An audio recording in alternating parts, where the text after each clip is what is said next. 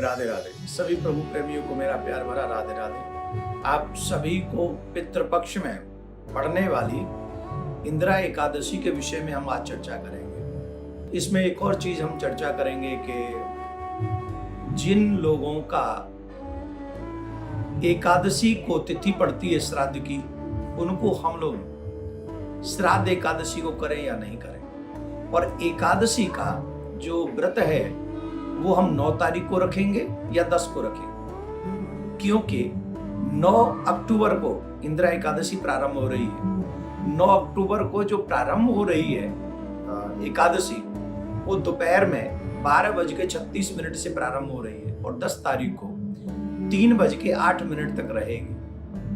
तो हम लोग एकादशी कब मनाएं, 9 को या 10 को? तो ऑब्वियसली जो भगवान श्री कृष्ण के फॉलोअर्स हैं, जो वैष्णव हैं, उन्हें मालूम है कि हम एकादशी का व्रत 10 तारीख को रखेंगे। आप सभी जानते हैं उदया तिथि के चलते हुए हम सभी को 10 तारीख को व्रत करना है।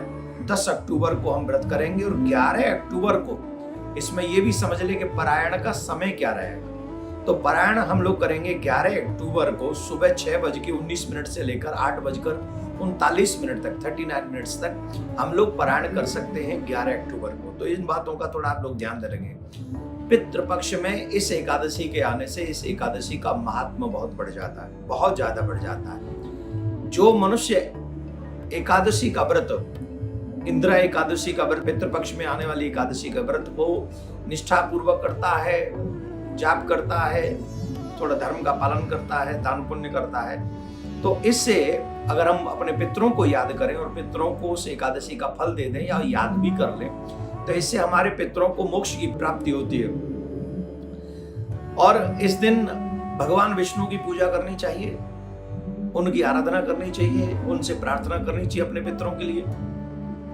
तो निश्चित भगवान विष्णु इससे प्रसन्न होते हैं। एक और बात बता दें, हमने जो आपको पूर्व में बोला कि एकादशी के दिन अगर श्राद्ध आ जाए किसी आत्मा का, हमारे पितरों का, तो हम क्या करें? मैंने संतों के मुंह से सुना है कि एकादशी के दिन अन्न नहीं देना चाहिए किसी को, और अन्न के बिना श्राद्ध किस काम का, क्योंकि श्राद्ध में अन्नदान का बहुत बड़ा महत्व है। अगर आप जिमाना ही चाहते हैं, एकादशी के ही दिन करना चाहते हैं, तो इसके लिए आपको ऑप्शन है कि आपको उस दिन व्रत कराना होगा, फलाहार कराना होगा, और दूसरे दिन उनको अन्नदान भी देना पड़ेगा, और उनको अन्नदान आप अवश्य करें। दूसरे दिन फिर द्वादशी के दिन उनको भोजन करा सकते हैं। और सूक्ष्म बात यह है कि हम या तो द्वादशी को ही श्राद्ध कर दें, एकादशी वालों की याद करके द्वादशी को करें, उस दिन पूरा भोजन कराएं, क्योंकि एकादशी को आप अन्नदान नहीं कर सकते, अन्न का भोजन नहीं करा सकते।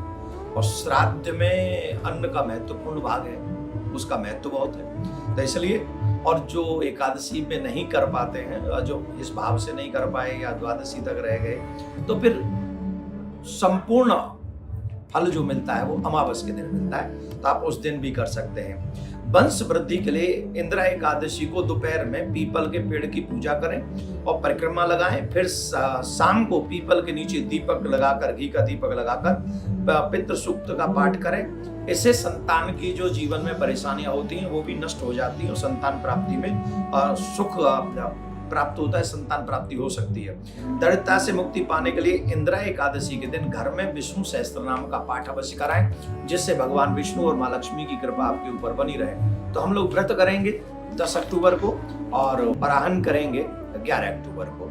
तो आप इस एकादशी के बाद को अपने पितरों को भी याद करें, उनके लिए भी इस एकादशी का फल दे सकते हैं संकल्प करके।